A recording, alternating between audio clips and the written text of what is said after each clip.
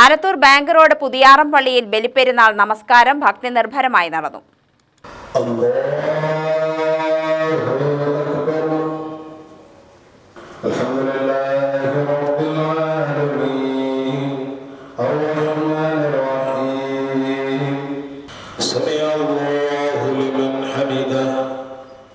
ഇസ്ലാം മതവിശ്വാസികൾ ആഹ്ലാദപൂർവ്വമാണ് പള്ളിയിൽ നിസ്കാരത്തിനെത്തിയത്.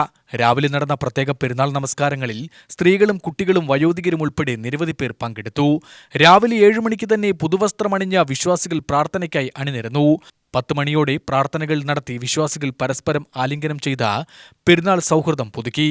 ഇമാം അഹമ്മദ് കബീർ പെരുന്നാൾ സന്ദേശം കൈമാറി.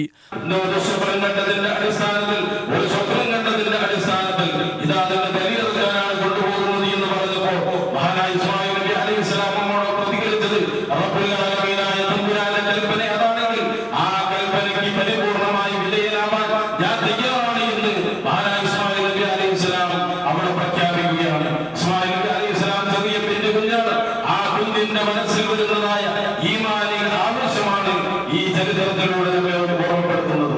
അതുപോലെ തന്നെ